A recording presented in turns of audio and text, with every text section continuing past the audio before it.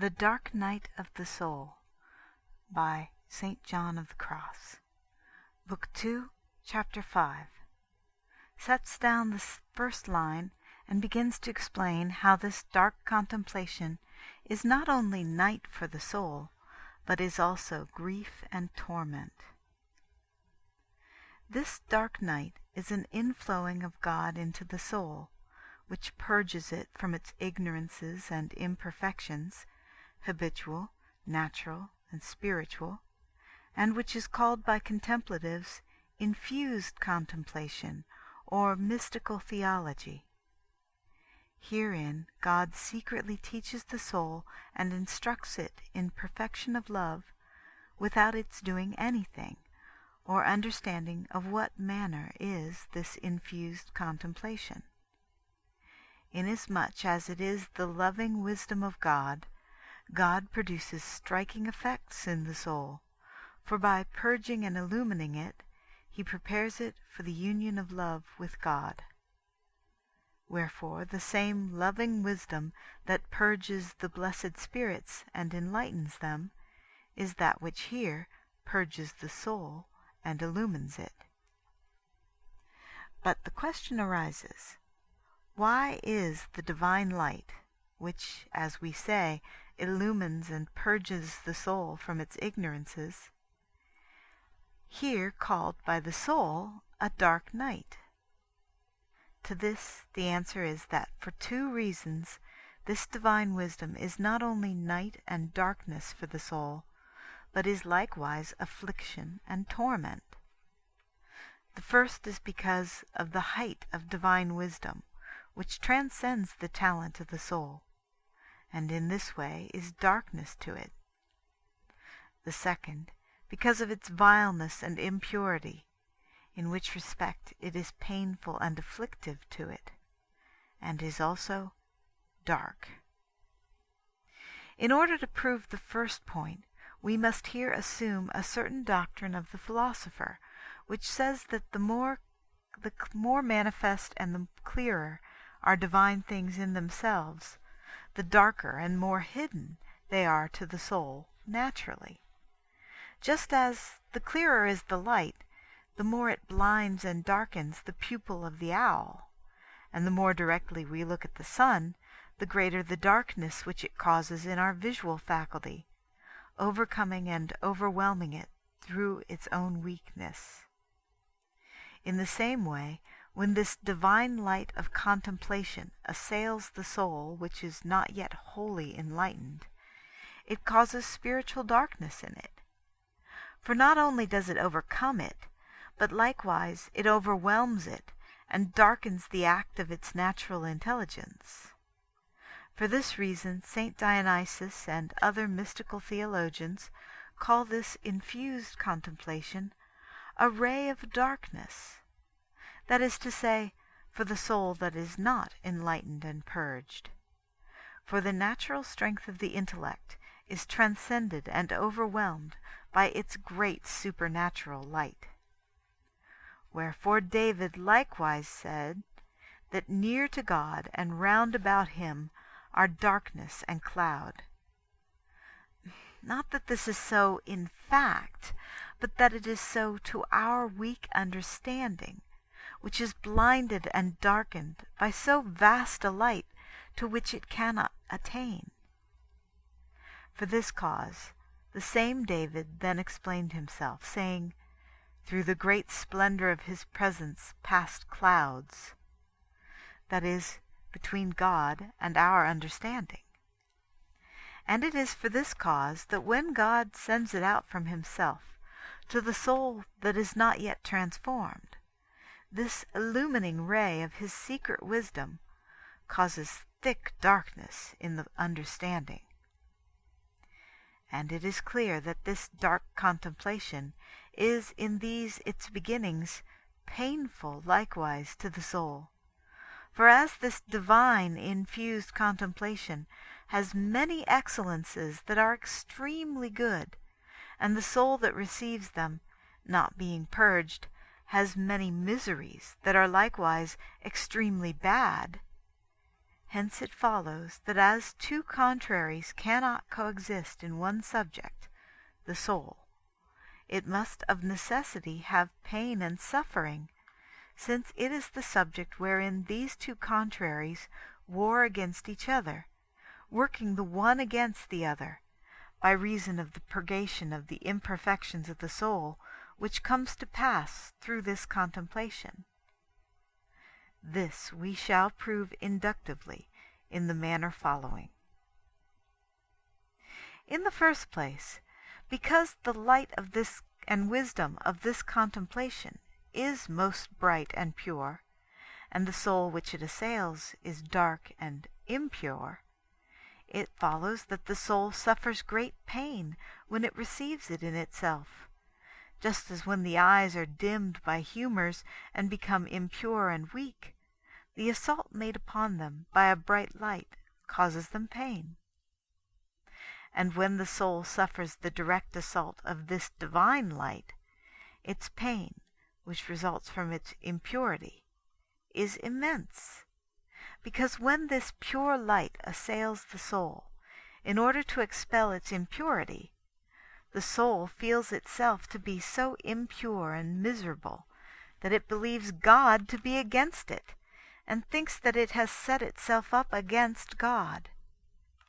This causes it sore grief and pain, because it now believes that God has thrown it away. This was one of the greatest trials which Job felt when God sent him this experience, and he said, "Why have you sent me contrary to you, so that I am grievous and burdensome to myself?" For by means of this pure light, the soul now sees its impurity clearly, though darkly, and knows clearly that it is unworthy of God or of any creature. And what gives it most pain is that it thinks that it will never be worthy, and that its good things are all over for it. This is caused by the profound immersion of its spirit in the knowledge and realization of its evils and miseries. For this divine and dark light now reveals them all to the eye, that it may see clearly how in its own strength it can never have anything else. In this sense we may understand that passage from David which says, "For iniquity you have corrected man, and have made his soul to be undone and consumed. He wastes away as the spider." The second way in which the soul suffers pain is by reason of its weakness, natural, moral, and spiritual. For when this divine contemplation assails the soul with a certain force, in order to strengthen it and subdue it, it suffers such pain in its weakness that it nearly swoons away. This is especially so at certain times when it is assailed with somewhat greater force. For sense and spirit, as if beneath some immense and dark load, are in such great pain and agony that the soul would find advantage and relief in death. This had been experienced by the prophet Job, when he said, "I desire not that he should have intercourse with me in great strength, lest he oppress me with the weight of his greatness." Beneath the power of this oppression and weight, the soul feels itself so far from being favored that it thinks, and correctly so, that even that wherein it was wont to find some help has vanished with everything else, and that there is none who has pity upon it. To this effect Job says likewise, "Have pity upon me, have pity upon me at least, you my friends, because the hand of the Lord has touched me." A thing of great wonder and pity is it, that the soul's weakness and impurity should now be so great, that though the hand of God is of itself so light and gentle, the soul should now feel it to be so heavy and so contrary, though it neither weighs it down nor rests upon it, but only touches it. and that mercifully, since he does this in order to grant the soul favors, and not to chastise it.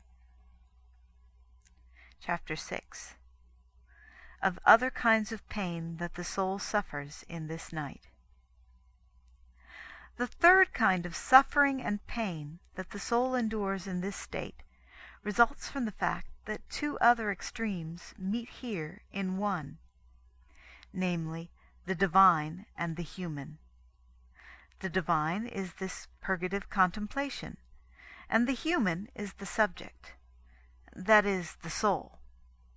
The divine assails the soul in order to renew it, and thus to make it divine, and stripping it of the habitual affections and attachments of the old man, to which it is very closely united, knit together, and conformed, it destroys and consumes its spiritual substance, and absorbs it in deep and profound darkness. As a result of this, the soul feels itself to be perishing and melting away, in the presence and sight of its miseries, in a cruel spiritual death, even as if it had been swallowed by a beast, and felt itself being devoured in the darkness of its belly, suffering such anguish as was endured by Jonah in the belly of that beast of the sea. For in this sepulchre of dark death it must needs abide until the spiritual resurrection which it hopes for. A description of this suffering and pain, although in truth it transcends all description, is given by David when he says, "The lamentations of death compassed me about. The pains of hell surrounded me.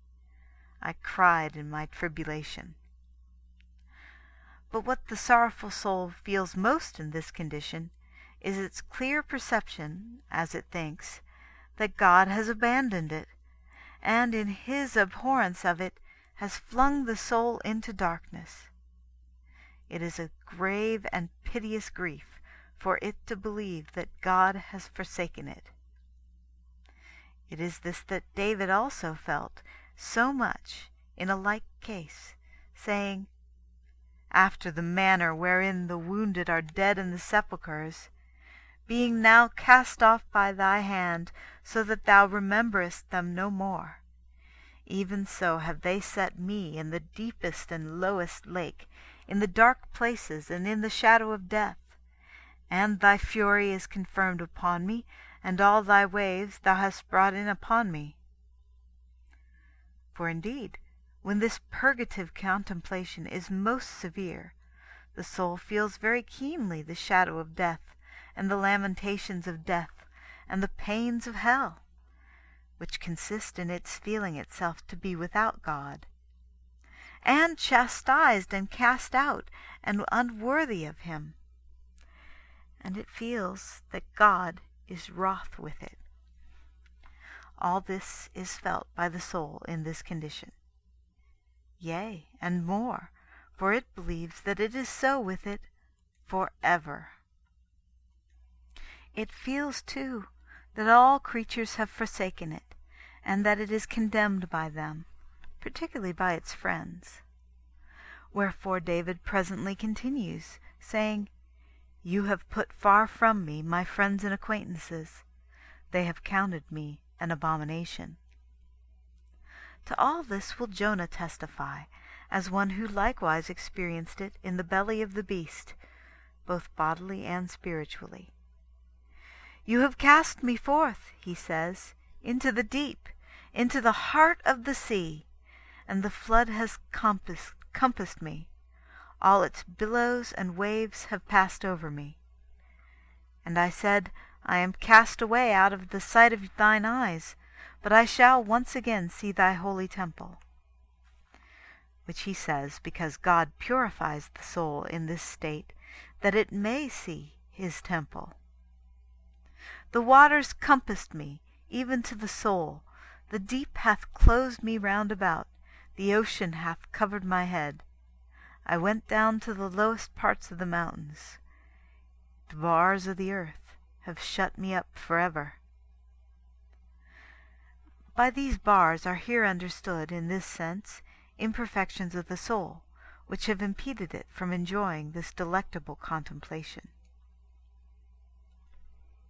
The fourth kind of pain is caused in the soul by another excellence of this dark contemplation, which is its majesty and greatness, from which arises in the soul a consciousness of the other extreme which is in itself, namely, that of the deepest poverty and wretchedness.